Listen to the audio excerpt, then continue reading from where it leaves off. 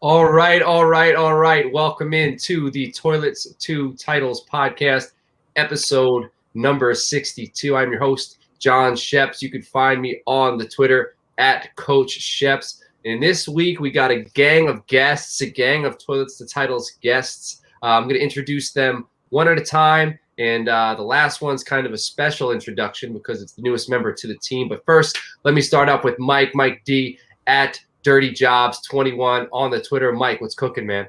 What is happening, man? How we doing this weekend? I'm really happy. I'm glad to be here. It's Saturday, kickoff to the weekend. Got some good coffee going.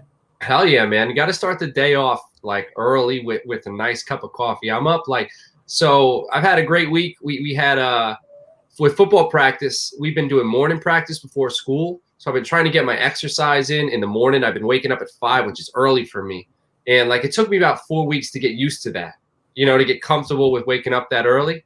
And then Thursday was the last morning practice. So now I'm waking up at 5 a.m. every day. And now I need to change it again. But I don't know. I just lay in bed and then wait till I have coffee. That's what I have to look forward to in the morning. But how was your week? How you feeling? So far, so good. This was a kind of a messed up week. I had to work a whole awful lot, but it ended good, so we'll just take it. We'll take those little wins when we can. Hell yeah, man. And it's June, so that means the season it's really close. Training camp is really close. All right, let me bring in the next member of Toilets to Title, the Frito Bandito himself, Rich Gonzalez at R Gonzalez RM on the Twitter. Rich, how we doing, my guy? I am doing beautiful. Went on vacation last week, California, came back to work, and that first week back to work after vacation is always horrible. Yeah. So I'm going to start out by giving a little quick joke. What did the nacho farmer say to the other nacho farmer? What did he say? Cool Ranch. He said what? He said Cool Ranch. Cool Ranch. I get it. I get it. Move on. I get it, man. But hey, I do want to let the listeners know that behind the scenes stuff, the Toilets to Titles calendar that we're going to be doing next year. Rich, he took some shots, man. We might have to share those with the listeners. Rich Gonzalez in his bathing suit, lounging on top of his float. That what month did you get for our calendar? January, man. You got to start the year off right with Rich. That's the perfect pose for it. Posing for it, man. So you're the poster boy. You're the poster boy. All right. So now the final guest, you'll know him from the New York Giants episode, the team breakdown. If you don't know that episode, they're only on our YouTube channel. Justin has been killing it. Who's not here this week? He's been doing team by team breakdowns. Been getting great guests. Joe here. Joseph Clark at Joe J_Clark was one of the guests for the New York Giants episode. He's also my cousin. We're also family. And he's also now the newest member of Toilets to Titles. He's going to be helping us video editing. He's going to be talking NFL, some fantasy football, so all good stuff. Joe, how we doing this morning? Doing great. And you know what? And thanks for having me on, guys. I had such a great time the other day. It was a great time doing that episode with the other guests and with Nick Snacks and Steffi Smalls. And of course, Justin. It was awesome. I was so excited when I was invited to be on a few months ago. I'm like, heck yeah, that was totally at my wheelhouse. So it was awesome. But, I realized I really got to earn my way here. I really didn't do that. I'm here because of nepotism. That Coach Sheps is my cousin. That's really why I'm here. But I plan on earning my way onto this great show. But I'm really happy to be here. Man, you're being modest. You know how you earned your way. You've been like a lot of the guys who joined. And then when I say a lot, that makes it seem like there's 30 guys on the team, and there's not. There's less than 10. All the guys who are part of Toilets to Titles have all been friends with the show since day one, have all been in the chat during the episodes since day one, man. And for the last 5 or 6 months, every single episode you've been there. We've been talking to you during the episode as if you've been on the episode with all your comments and stuff. So it was just fitting. It's fitting. And now instead of just seeing the little blurbs and having to pop them up on the screen, you can actually just say what you're thinking. And we can respond to it live. In my little Daniel Jones avatar, bright blue. Yeah, man. If you close your eyes, it seems like 30. Just so you know, or go by Twitter notifications. It'll feel like 30 people. And hopefully I'll be keeping that Daniel Jones avatar for the next 15 years or so. We'll see after this year. I don't know, man. There's another Manning coming up through the ranks here. I saw some film, some video on him recently. I'm like, wow. Yeah, He's impressive. So he's a good consolation prize if you guys stay. We're gonna see. This is gonna be a make or break year for us. You know what you're not stinking at, though? Your episode, Rich, the Raiders seasonal breakdown was the leader of the clubhouse with like 70 views or something like that. And the Giants episode just got recorded and already has the most views out of all the team-by-team breakdowns. So if you're a Dallas Cowboys fan, I'm just saying, we got about 54. It was me, Kyle Yeomans, and Coach Dan. Go check that video out and just let it run over and over and over in the background so we could pass these guys. Rich, you got anything to say about your Raiders breakdown? And that was 85 views. I got another view yesterday, so I'm gonna make sure we pass the Giants episode. All right, Mike. Did Justin do Denver yet? He did. Yeah, I actually was supposed to be on that show and I couldn't make it. I actually fell asleep for the first time in like a month, I swear. And I told everybody, wake me up. Well, everybody felt bad. They're like, oh, he hasn't slept in forever. Let's let him sleep. And I wake up at like 10 o'clock. So I missed it. I missed it with Fallon and them. But yeah, I missed the Broncos one, but I'm a big time Broncos fan. I'm excited for this season. Kind of. I'll be excited when they get Aaron Rodgers. You're the number one fan. The number one fan. Yeah.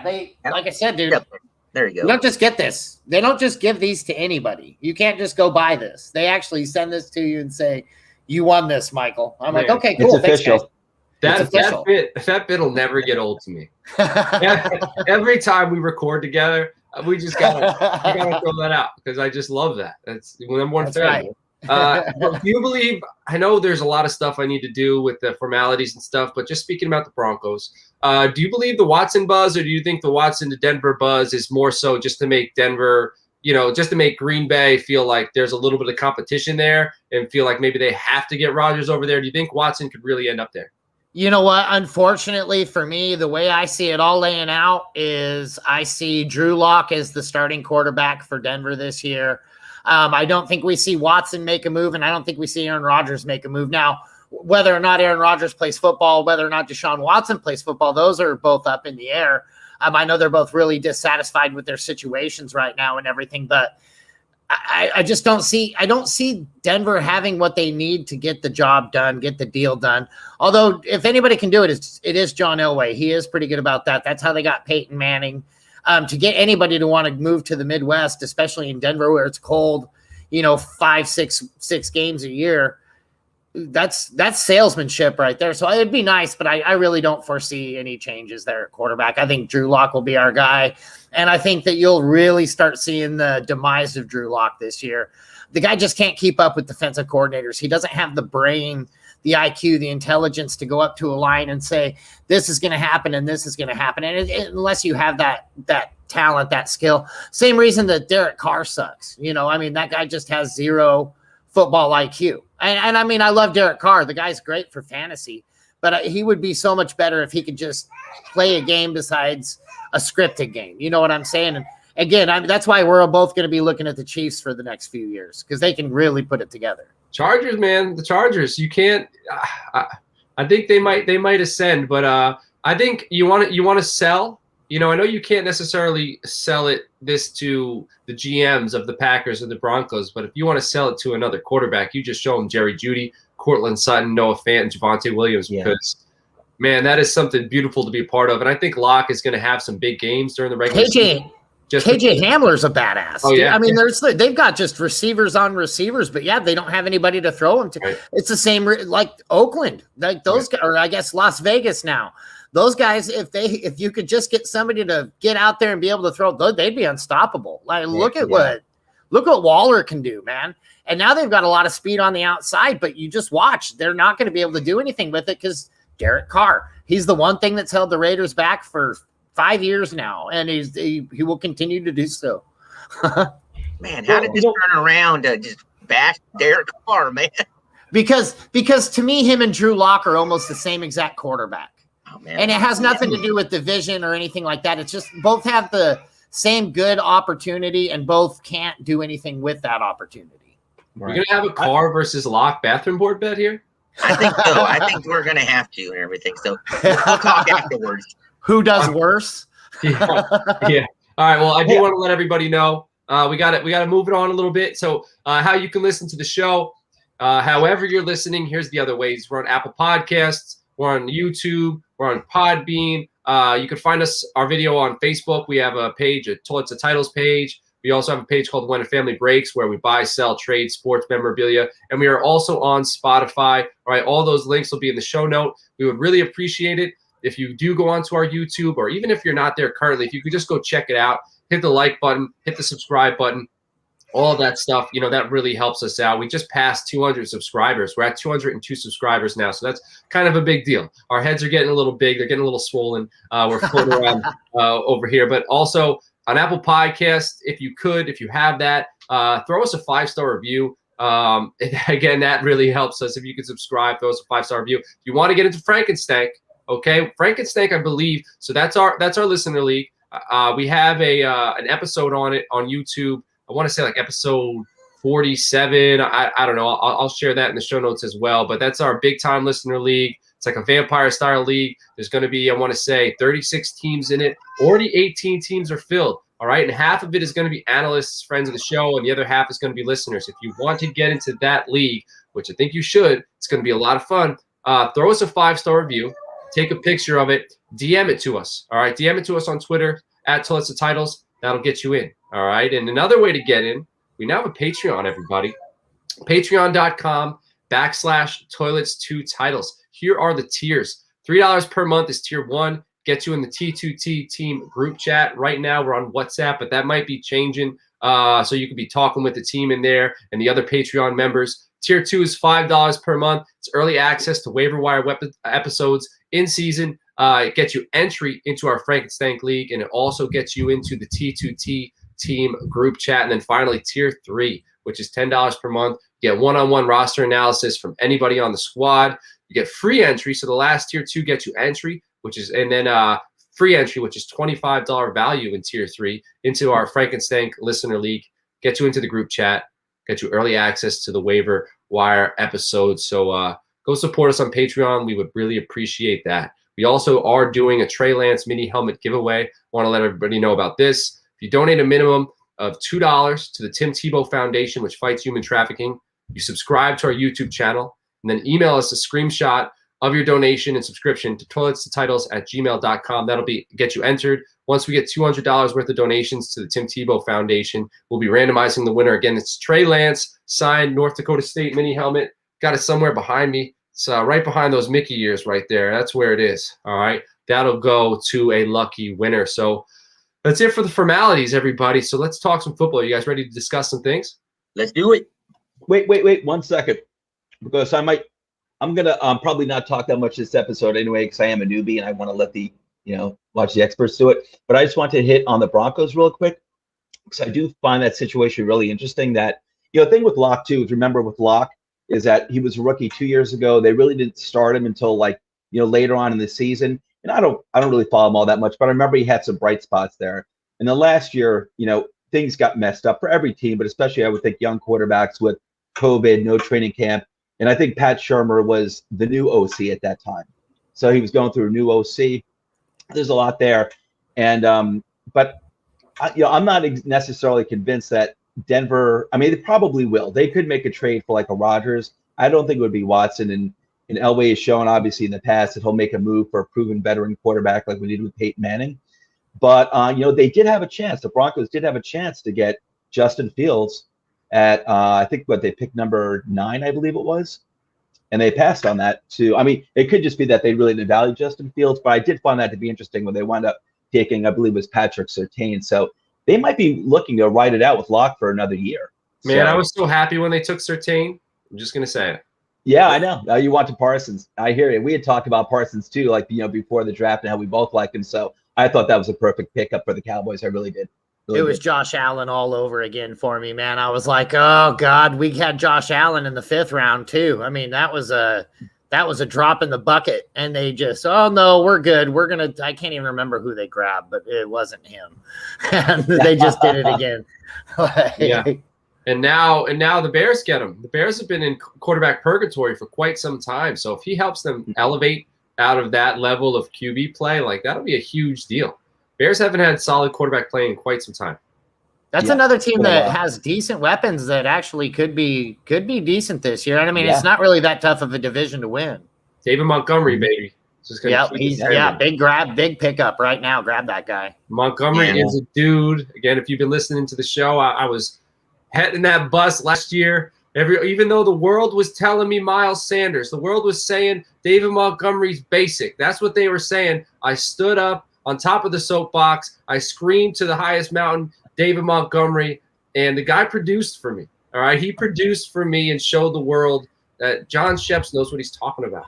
All right, forget all like the other 99 things I got wrong. The one thing, David Montgomery had my back. All right, Rich, I want to give you a chance to talk real quick on Julio Jones. Julio Jones goes to Tennessee. You did a bathroom break, which is they're going to be on their YouTube channel, little 5-7 minute videos. Everybody's going to be doing them, but Rich is going to be leading the way on those where they're going to be just breaking down little topics. If you're subscribed to the channel, which you should be, you will see when they pop up, especially if you hit the little bell that alerts you when we go live. You'll know when we're going to be in the bathroom doing our bathroom break. So, Rich, your bathroom break, your first one was on Julio Jones to Tennessee. Give us a little rundown on that. Yeah, so basically I went over a quick episode on how it benefited him coming over to the Titans and how, also how it helped the Falcons out. But as far as the Titans and everything coming over, I'm sitting here thinking he's going to help A.J. Brown. He's going to help Montgomery. Obviously, he's going to help Tannehill and everything. So if you break it down, and based off of last year's numbers, I kind of look at, and I didn't break it down this deep, but I would like to think that just in the group in general, I give them about a 20 to 25% bump in fantasy points for the year. But you break that down between all the players, say, for example, I'm looking at about another 220 fantasy. Now, one game, it averages out to about 3-4 points per game and stuff like that. So you're not seeing a huge jump and everything. So some of the players are going to have bigger games. Julio's going to help A.J. Brown have some huge games. They're really going to help out Henry and everything. But I think the big, the advantage is for Tannehill. He's going to have more of that bump in fantasy points and everything, just having those options. And I think the sleeper in it, when I broke down the video and stuff, is Firster. Now, he had some great games last week when he stepped in and everything, and I just feel like he's someone that you need to look at in late rounds because you will be able to get him in those later rounds around 12, 13 if you're looking at tight end.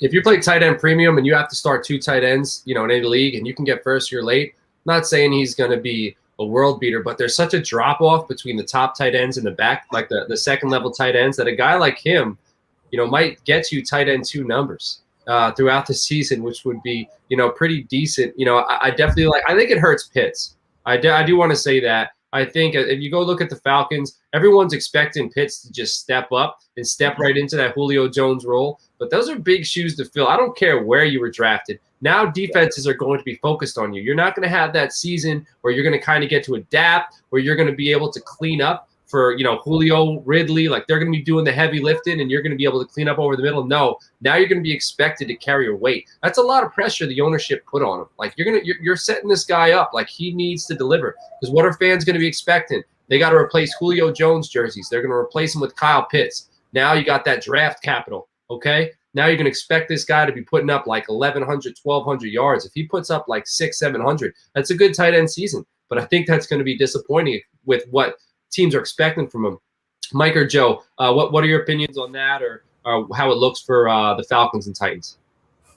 I completely agree with what you're saying there as far as putting a lot of pressure on the tight end. And, tight ends aren't typically a successful position in the first place coming out rookie year and things like that. I mean, it does take, for some reason or another, it takes that position a little bit longer to develop in the NFL than it does other positions, or at least it seems that way. I think Gronkowski came out pretty hot, but there's really not too many others that I can think of that really came. I mean, TJ Hawkinson, right? He came out hot as a rocket, but then he kind of faded out for the rest of the entire season after that. And then now he's looking like he's a good guy coming up and all that stuff. But to me, A.J. Brown is the biggest guy who's probably like, yeah, buddy, right now, because you get somebody like a dominant force like Julio Jones. I mean, that guy craves targets. That guy gets what he wants, and he gets in the air and he rips it out. And Tannehill's going to love that. A.J. Brown's going to not even have to really worry about any coverage. Tennessee's going to be a real deal Holyfield, like 1, 2, 3 punch coming out there.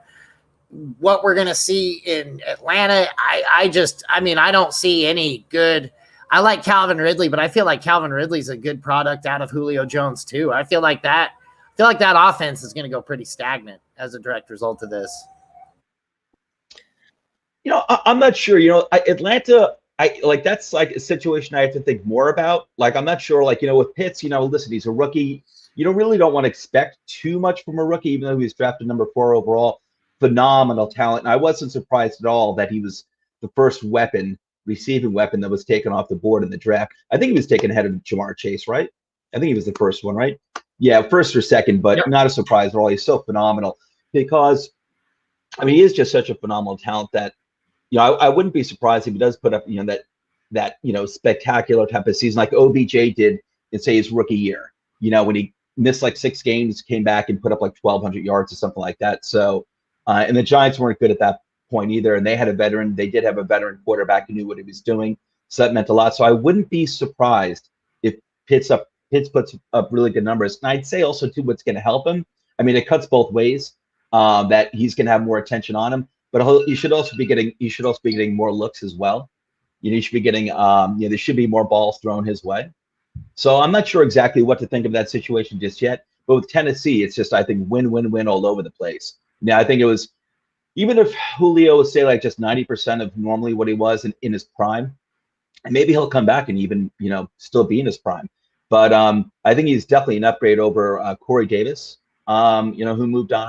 I wasn't a big fan of his, to be honest with you. Decent wide receiver, but certainly not consistent. And he's definitely an upgrade. They just lost a tight end. Was it Smith, I think, to New England? Jonnu. Yeah, Jonnu. So, I think there's going to be, which I think, hurts. And you were just talking about the tight ends, and, there's going to be some chances there for their younger tight ends. But I think,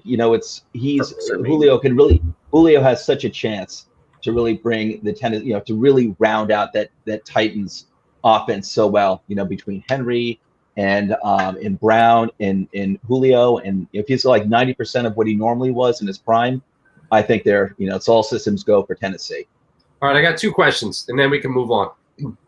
First one, Ryan Tannehill's ADP right now is quarterback 12, and I know we're going to get into QB ADP a little bit further down the line.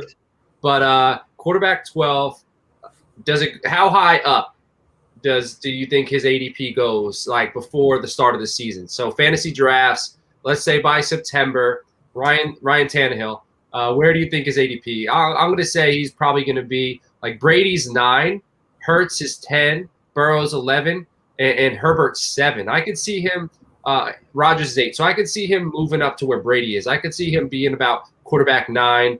Rich, where do you see him? Higher or lower? I actually think higher. Me personally, I already had him ranked at 9 and everything. So I think at the most maybe 7, 6 around that frame. But definitely he's going to be higher. Look, this offense already had a great season last year offensive wise, and all their players were ranked high. So to ask them to go up higher is going to be a big ask. But Jones is going to make that a possibility and everything. They're going to have their up and down. But like I said, Tannehill is the one that's going to be the most beneficial from this because he has those weapons. So like I said, for me, you said 10 and 9. I think around 6 and 7. Mike? I feel like he's going to be probably more on pace for 12, 11. There's a lot that this. I'm not saying scoring. I'm saying like where. No, I am too. I can just keep on thinking of quarterbacks that I'd rather have than Tannehill in that position. The quarterback's got a lot of good, rich positions next year as far as guys you can draft. And I just feel like I can think of 11 like Tom Brady, Aaron Rodgers if he plays. I'd rather have both of those guys over Tannehill. And we'll get into so a little further down. We are going to get into the quarterbacks after 12. So don't give up too many names. Right. I hear what you're saying. Yeah, it's just that there's so many good quarterbacks. You still got Patrick Mahomes. You got so many dudes out there. And what's funny, like really funny about Julio Jones is there any other guy in the NFL that you can think of that can go out there and just be a decoy and still have to draw defensive attention? How many times has Julio Jones got to do that in his career? Like 20, where he just goes on the field and runs routes. He's not even expected to catch the ball, but they still have to double cover him. That's what he does. That's what he brings to the table. Dez did that pretty well. I think I'm with Rich. I mean, I think, anywhere from like probably around 9, maybe a little higher than that. I mean, I'm looking at the ADP list right now, and I'm seeing Jalen Hurts at 10, and I don't understand that, to be honest with you. Yeah, that's one I could see him going over. Yeah, but he could even be ahead of Justin Herbert. I mean, Herbert looked fantastic, looked absolutely phenomenal. But it's also a second year, and I'm not saying Herbert's going to take some like big step back, but I think that Julio Jones helps out Tennessee that much. And ever since Tannehill's gotten to Tennessee, he's been a rock solid quarterback. He's been just money pretty much. I'm not saying he's Aaron Rodgers but he's been very consistent, and you can really count on that guy, in fantasy or otherwise. And so I'd say he's probably going to, I'd value him at, say, like 9, maybe. I'm kind of like with Rich. Now, that's not where I value him. I would much rather have him over Herbert. There's a lot of quarterbacks I'd rather have Tannehill over. That's where I feel like his ADP is going to be. Board. Right. I'll take Herbert over Tannehill now. Oh, right now. Done. I'm throwing it up. Yeah. Tossing on there. I'll do Tannehill. Yeah, buddy. I got Joe C on my team. And that's nothing against Herbert. He looked phenomenal last year. And Mike D. Like, that's almost in double order right there in alphabet. Like, we got you. This is the team to be on. Kind of rhymes too. I like it. It almost does. Right. Yes. All right, I'm writing this down. But all right, the next question was, before we move on, the over-under for total wins for the Titans is 9.5. Over or under, Mike? Over. Easily over. Yep.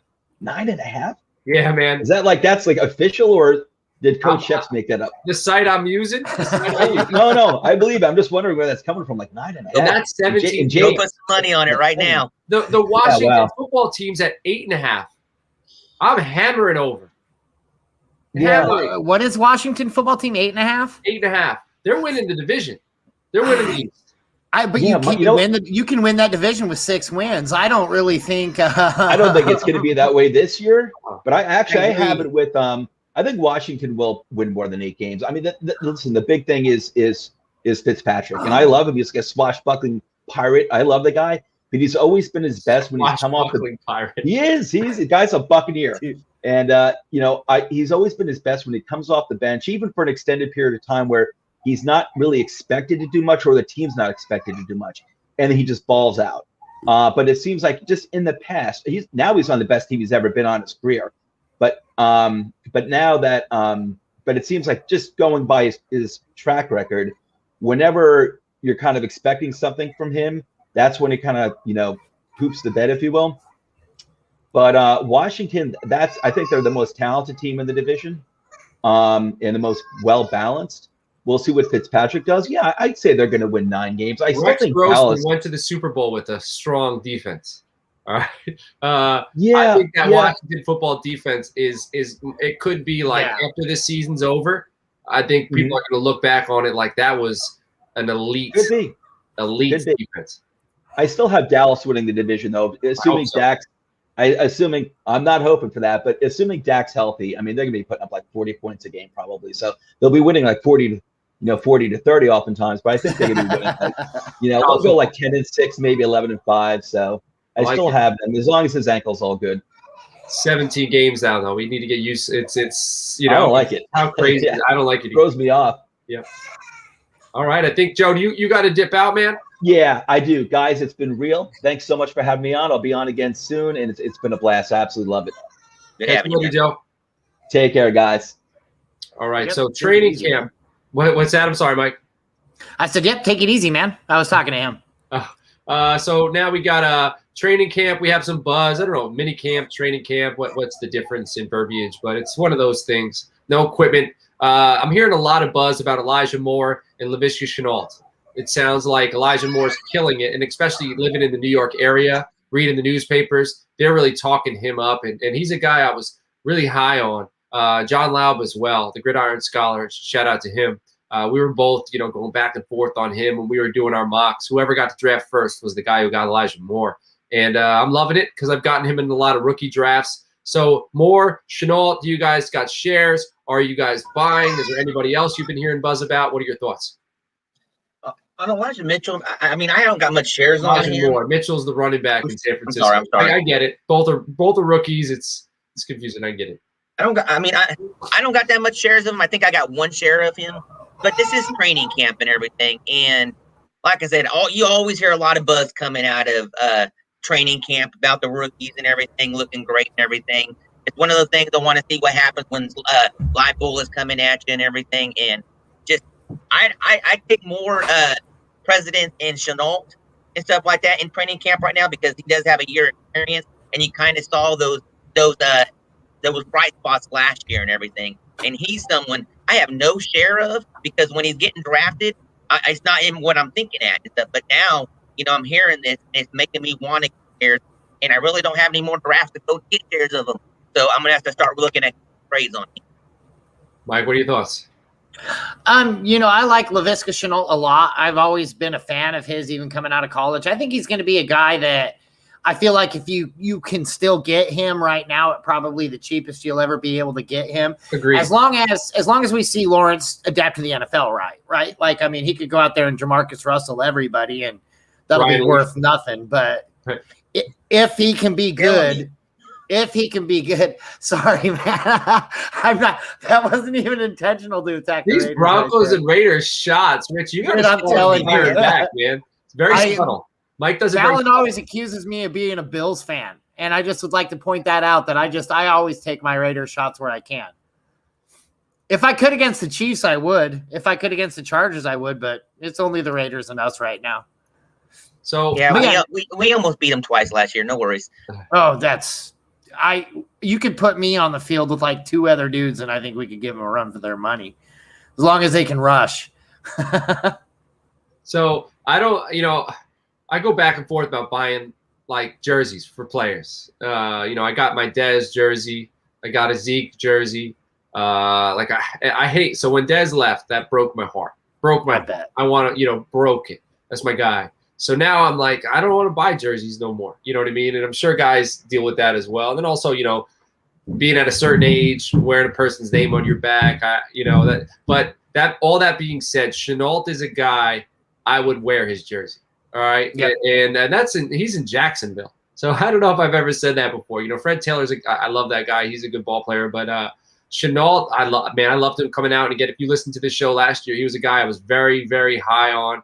He's like the Predator, man. He's built to just compete and battle. So I have confidence that Urban Meyer can game plan him the football. He knows how to get guys like him. I see them try to put ETN in the wide receiver position. That does worry me a little bit because Shenault should be in that role. And I do think Shenault is more dynamic than Travis Etienne. I do think Shenault outscores Travis Etienne this year. So anybody listening to this, if that's not, I think that's probably groupthink. I probably think most people do think that Shenault is going to outscore Etienne. But if that's not the case, if there's anybody at the Titles crew that wants to challenge me bathroom board, I will take that. I think Chenault's the better ball player. But all right, so we got Shenault. Elijah Moore, I like him a lot. Like I said earlier, I do think it could be Ole Miss wide receivers have just came in and done the damn thing. AJ Brown, DK Metcalf, and I guess maybe I'm seeing I got optimistic colored glasses. I don't know if that's a term, but I got optimistic glasses on.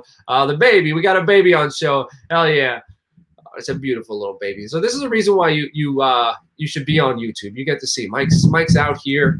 He's just being a dad, talking fantasy football. This is great stuff. But the Ole Miss, the Rebels, they got me thinking they just know how to produce wide receivers. And I just expect Elijah Moore to go for 1,000 yards this year. That's another bathroom board bet I will take. Hey, Mike, does the baby got something to say? What's he saying?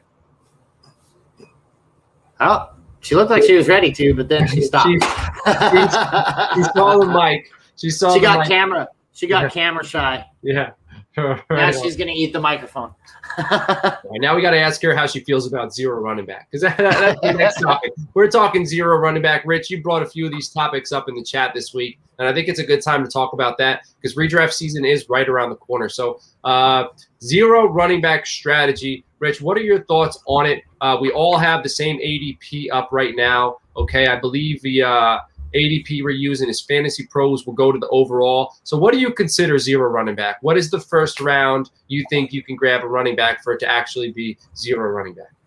first of all, I don't ever go zero running back, so I'm running back heavy anytime I draft anything. But with that being the case, to me, the true definition of zero running back is say round 5, 6, and everything. Now, so ADP 60, like ADP 60 on, it would be, right?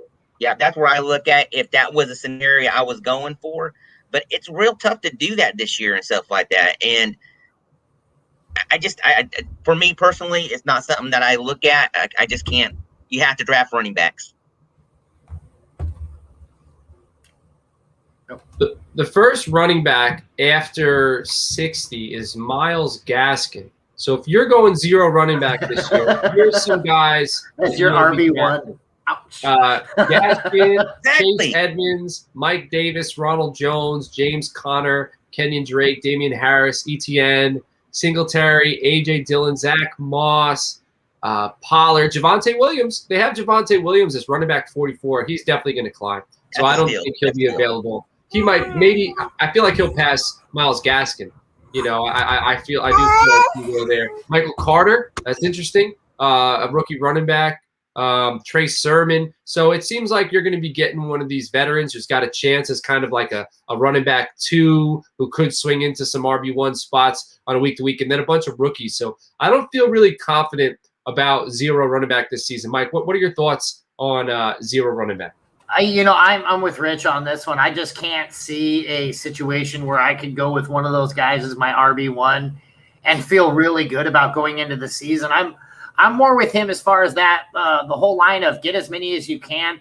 Worst case scenario, if you have too many to play, you'll be able to trade them for 3 or 4 wide receivers if you wait long enough, because people that's the one position that just falls very fast. They fall into committees very fast.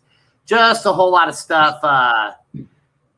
I mean, I can't get past those things with it, I just can't do it. But I'd agree with it. About 5 or 6 round would be where you would consider that strategy, but I can't do it either. I need to get some dudes going.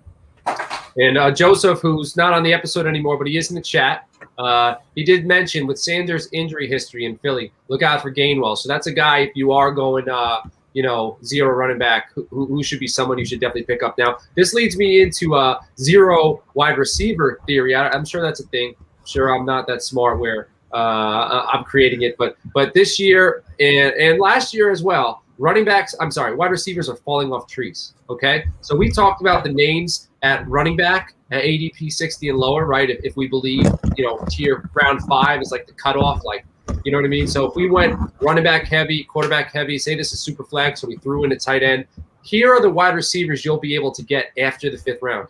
DJ Moore, Deontay Johnson, Chase Claypool, Ayuk, Juju, Chark, Boyd, Sutton, Debo, Devontae Parker, Jamar Chase, Jerry Jeudy, Michael Pittman, Corey Davis, Chenault, Devontae Smith, Mike Williams, Jalen Waddle, Henry Ruggs, if you think he's going to break out. Mooney's been a big name. So there's if you throw in, all right, so say, I believe, especially in Superflex, you go quarterback early on, or even in quarterback leagues, quarterback, running back, you get 2 or 3 running backs, get a tight end, load up early, and then, man, you just clean up at wide receiver. You get 2 studs, and then you wait a little later, get a rookie or a young guy who's going to break out. Wide receivers are falling off trees. I don't think you need to take one, more than one.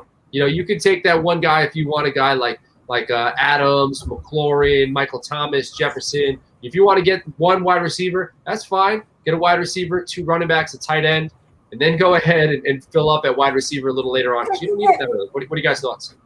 Well, so I'm glad you went that. Okay, so when I draft teams and everything, I'm always looking for players with high upside, but I'm always looking for players that are consistently going to give you 10 points on a weekly games and stuff like that. You're going to get more 10-point receivers that we just listed than running backs that you are at that frame. And that's one reason for my success. When I'm looking at things, I'm looking at that. I want Deontay Johnson and those receivers at that time frame instead of those running backs that you were listing and everything. And to me, just like you said, they're falling off trees. You could go so much deeper than that and still find receivers that's going to give you those 10-point games. Yeah. Mike, you got an opinion on this topic, my guy? So for me, zero wide receiver is a doable strategy because, like you said, they fall off of trees. You can get a wide receiver. You can get good wide receivers off the waiver wire after your draft that can outproduce some of the guys that you're going to be picking up, in like say the 5th and 6th round and things like that. The guys that you're panning on, hoping for. But by then, man, you could have a pretty good solid backfield, a pretty good solid flex idea position and everything like that. And maybe even start leaning, you might want to even start leaning towards tight end at that position ahead of wide receiver because you can just get wide receiver. Like you said, Cortland Sutton, I am happy with having him as my wide receiver one. Like, yeah, exactly. As my WR1 all day long. I'm happy with that. Yeah. All right. So that's, kind of wide receivers. I didn't put this on the notes, but I do want to talk some tight end ADP because I think it'll make the episode a little more well-rounded. Looking at the ADP here for tight ends, it's clearly, Kelsey, Kittle, Waller are the guys. But after that, you got guys like Andrews, Hawkinson, Pitts, Henry. Where do you guys believe, let's say, the second tier of tight ends ends? All right, looking at this ADP, because again, first tier is Kelsey, Kittle, Waller. Do you feel there's a big group at tier 2, or are you comfortable with tier 2 and tier 3? Like, what are your thoughts on the tight end situation? And where do you feel like if you don't get a guy in this, say, you don't get a guy in these 3 tiers or these 2 tiers, you're willing to wait till later because you think everybody else is basically the same? Or do you feel like you got to get one of these guys? What are your thoughts? Yeah, for me, tier 2, it probably breaks down around what Tyler Higbee, around that area. And for me, I'm looking at it. But in tier 3, you got some steals in there that you could take advantage of based on how the teams are that you're in the league with are drafting. To me, a great sleeper, Cole Kmet. Okay, you got the new quarterback in there. It slipped my mind for a second, but he's going to feed. I mean, I know Graham's there and everything, but this young tight end showed what he could do at the end of last season and stuff like that. Yeah, and he has a rookie quarterback coming in that is going to look at him and Graham, and I think they are going to take advantage. He is a huge tight end and stuff like that. Kind of reminds me of Gronk and everything when he came up, and he's going to be taking advantage of. Everybody's talking about Blake Jarwin with injury last year and everything. Another great late in the late in the rounds and stuff like that. But for me, my tier 2 breaks to 18. Everybody within after Waller and that time, right there, got another good example. Okay. He might be someone at the end of the season. We're talking about tier 1 next year. I like it. For me, I like there's guys like TJ Hawkinson I feel like can really break away from that tier 2 group. But for me, once you get past those top 3 guys, right, you get this critical drop-off that I call the 3 for 33. And you get every single tight end after those guys get you 3 for 33 yards, and we start discussing them when they catch a touchdown. Yeah. So, oh, man, he's going to be great because he caught a touchdown. Right. But if you look at his stat line, he got 3 for 33 and a touchdown. So he gave us 10 to 12 points, and that's what we get out of everybody that's outside of that top tier, in my opinion. So if you don't go for one of those top guys right away, heck, you can almost wait all day. Like Blake Jarwin, a lot of people forgot he even exists. And, I mean, you can grab him late. I feel like he's going to be a good one. Hawkinson's going up a few radars. He's going his ADP's kind of moving up a little bit. He's but I mean, 5 right now. Yeah, see, and I mean that's appropriate for him. And to me, if I were going to go late, I'd be looking at New England because Bill Belichick grabbed 2 really, really good tight ends right there, and I don't think he grabbed them so he didn't have to use them. I think that's a good way to develop good young quarterbacks. And I mean, look how he did it with Brady. Here we go again. Right. Yeah. So I see, Evan Ingram at 12, Fant at 13. I'm not ready to give up on Evan Ingram yet. I know like the talent's there. He hasn't really put it together for a full season, but I would take Fant over Ingram, but I like both of them, and I'm going to have a lot of either one or the other. I think their ADP right now is tight end 12, tight end 13. So I think overall like 136 and 140. So I think that's right around where I'm going to be drafting my tight ends. Go ahead, Rich. Hey, I do want to touch real quick on Kyle Pitts. I know we started at the beginning of the episode talking about the Falcons and everything, but look, he's going to have his bright moments, and I think he's going to shine more when they break him from the line and spread him out into the receiver. I think he's going to shine more in those receiver spots, and he's going to, when he's tight end on the line with the tight ends, he's going to have his bright spots there too. But just like I said, he got some broad shoulders on him and stuff like that, and going to have a lot of pressure. But I think as a tight end and stuff like that, I think he's going to excel when they expand him out into the receiving court. And I would like to see maybe eventually him playing that more full time than at tight end, because Hayden Hurst, they still got there and everything. And as much as people aren't talking about him, he can shine this year too, with the fact that they have Pitts. They're going to focus more on him. And then on top of that, breaking him out, you can see him having some great games too. Yeah, and they got a lot of targets that are gone that they need to fill up. You know what I mean? And I don't think they're going to fill them all up with Pitts. So I like that. You know, Hurst can benefit as well. So that's a name to know. All right, so to wrap this episode up, I want to talk about quarterbacks here. I teased this a little earlier. So we got our ADP pulled up. Again, we're using Fantasy Pros.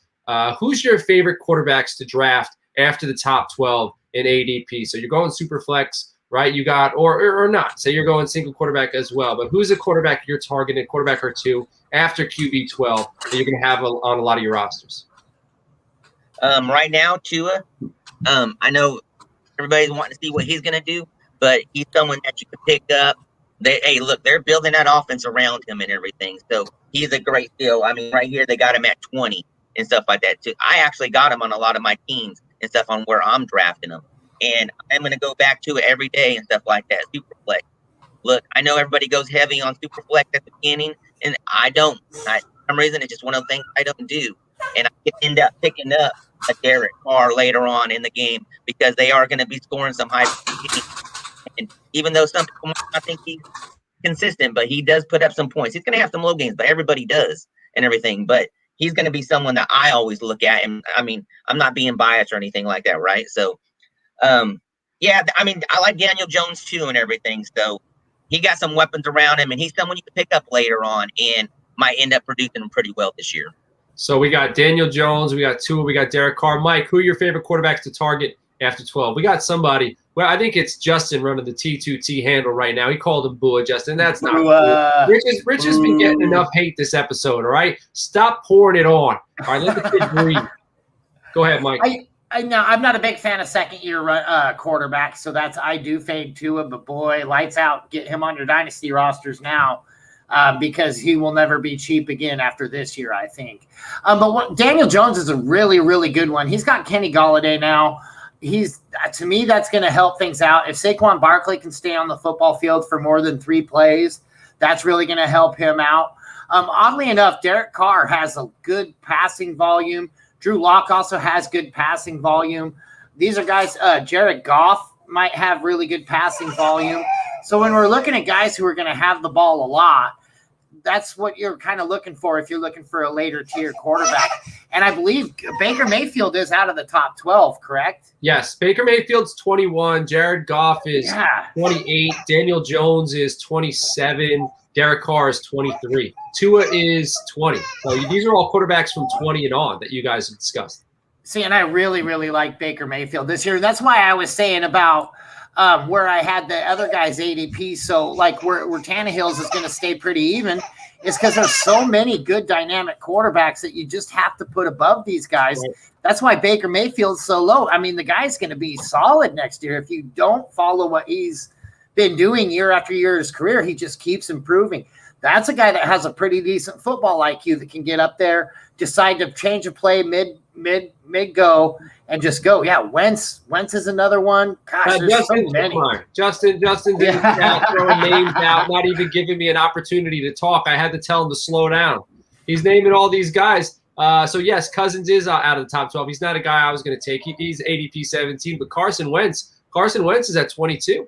If he's my quarterback, so now I am a guy, Rich. You said you're not a guy who goes quarterback heavy early on. I would love Wentz to be my 3. Wentz is my quarterback 3. That gives me, if he breaks out like I expect him to, that gives me trade bait. There's going to be a guy who didn't go quarterback heavy, playing in a super flex league. One of his quarterbacks is going to get hurt or starts to stink, and now he's hurting. He wants to make the playoffs. He wants to contend. He needs to get a quarterback. If I got Wentz as my 3, I can afford to ship my 2 or my 1 and get a king's ransom for myself to go on and win a championship. But Mike, I kind of cut you off because Justin was going on there. So continue on. No, and I actually strayed to his point too. I'm like, Wentz, that's your poor man's Josh Allen right there. So give me that guy all day long at 22. Like, yes, I think that. Now again, I don't believe Tannehill finishes 12. I don't think Baker Mayfield finishes 21. I think these are two top 10, top 12 guys that we're talking about here. So, yeah, give them to me late. I feel like quarterback's another one of those positions, kind of like wide receiver anymore.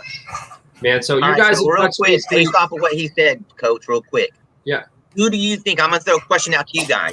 Out of the quarterbacks, who do you think has the biggest rise from beginning ADP to end of ADP at the end of the season? So I am going to say the guy that I was just going to mention. That's Trey Lance. Trey Lance is quarterback 24, baby. He's going to be top 12. All right. So I'm sorry. Your question is ADP. I apologize. I don't think he's going to rise ADP wise. I think he's going to rise as far as production goes. So if he's slotted in at quarterback 24, I think he's going to actually finish the season top 12. But whose ADP is going to rise the most? I guess I apologize. Let me restate this real quick. Based off of ADP and based off end in season, who do you think will have the biggest rise? That's where you're going with Trey Lance. I think Lance or Wilson, because I think also Wilson, maybe more so than Lance. Wilson doesn't have any competition at quarterback. I think there's going to be a lot of buzz. He's quarterback 31, so it's not going to be, even if he just jumps into the top 20. That's an 11 slot jump. So let me say Zach Wilson, because there's no competition there. He can run the football. He can do it with his legs, and there's value. There's value there. Yeah, for me, and this is another one that you get late, it's Sam Darnold and stuff. Everybody's throwing him off and everything. And he has probably one of the best supporting casts around him going into this season and everything. He's at 32 right now. I can see him being in the top 15. Okay, not top 10, but top 15. And that's a huge jump. Well, they're going to actually maybe start giving Darnold the respect he deserves. That is like, so there's a thing I've always had called the Gase taint, that it's really hard to get off you. So if he does bad even this year, it wouldn't shock me, but I do like his future there. Guy, you're right. He's got such a damn good supporting cast, but again, Gase taint, it's worse than mono, right? And we all saw what mono did. The Gase taint? The Gase taint, yes. It gets all over the player. It gets in their head. They're like, I can't win. I don't want to win. I want my team to get the first draft pick. I think taint is a word that has more than one definition. It does, yes. And both actually have the same meaning in this case with what it does to you. Because you also have an odor about you with the Gase taint. People don't even go near you in the locker room, man. It's going to be a tough first year for Darnold. Gase tape. That's something that fits in, man. It fits in with Twists of Titles. It's on brand. And when we are learning to do drops and cuts and stuff, we Justin marked that down. 53 minutes in, maybe 52 and a half. Let's cut Gase tape and let's save that for any player who plays under Gase or has some affiliation to Gase in the future. We could just drop that Gase taint. I like that. Let's wrap this thing up, guys. We had a lot of fun. We touched on a lot of topics. And I think there's a lot of stuff in here for people to digest as we break into the rest of the offseason. I think there's going to be a little bit of a lull now that training camps are wrapping up. And I know teams kind of go away until about July when they start meeting up and have full camps with equipment and whatnot. But I do want to let everybody know, let's go get flushed. Hashtag get flushed. All right. Justin dropped that in there. That's a big one. So get flushed. I want to let everybody know that this episode is brought to you by Primetime Sports Talk, your top source for all major sports content, including DFS, fantasy advice, and great gambling tips. Be sure to head to primetimesportstalk.com to check out their in-depth analysis, exclusive articles, fascinating interviews, and explore the rest of their amazing podcast family. Again, primetimesportstalk.com, your go-to spot for sports content. Fellas, do you have any final thoughts you would like to leave the listeners with? Yeah, I'm going to say have a great weekend and just get prepped for a hot summer. Hot boy summer, baby. That's right. Yeah, keep your eye out on all our content. We're going to just keep laying it down. There's going to be more and more bathroom breaks as we get towards the season. And make sure you get on there, give us a 5-star review, hit like and subscribe. Help us out, guys. Also, join our Patreon. Yes, yes, there it is. My daughter is crying because you haven't joined our Patreon yet. Do you guys hear her? Do you guys hear her? That's right. Join our Patreon. Yeah. We don't want his daughter crying. All right, so go on there. Join the Patreon. We got 3 levels: $3, $5, $10, and the description's in there. It's patreon.com/Titles. Everybody from the show, you can follow them on the Twitter. At Coach Sheps, at Coach SCHEPPS. We also have Mike D at Dirty Jobs 21. Rich is at R Gonzalez RM. Joe, who's not here currently, is at Joe J Clark, and the show is at Toilets 2 Titles. Hit the like button, hit the subscribe button, throw us a 5-star review. Help us out. We appreciate you. Have a good week and take care.